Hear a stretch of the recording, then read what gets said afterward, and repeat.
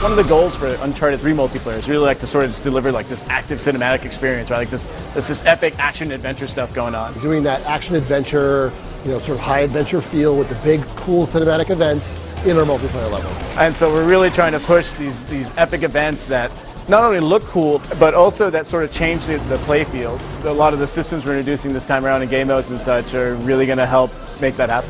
We want to create sort of the go-to multiplayer experience on the PS3. We want to make it feel like if you had a choice out of all the games, you'd put that Uncharted 3 disc back in the PS3. Uncharted 2 was awesome. Uncharted 3 is epic, epic, epic, epic.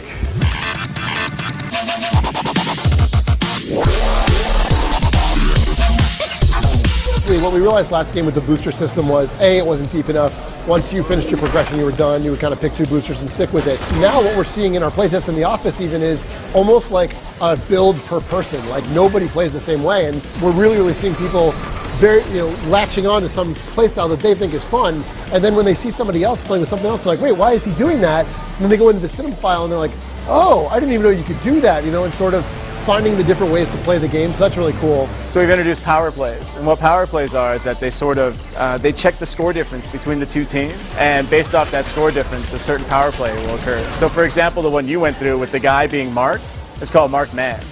And that means every time the losing team kills a marked man, which the losing team can see on the map, he's worth more points.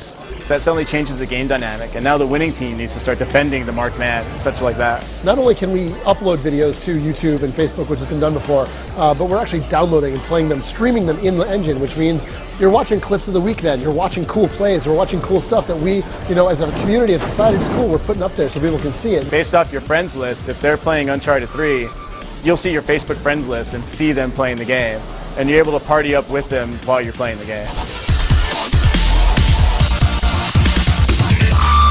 The way the treasure system works is that as you're playing any of those multiplayer modes, right, doesn't matter what it is, you have the chance of falling upon someone dropping a treasure. It could be a treasure piece, it could be cash, it could be medals. If it's a treasure piece, you can complete a treasure set.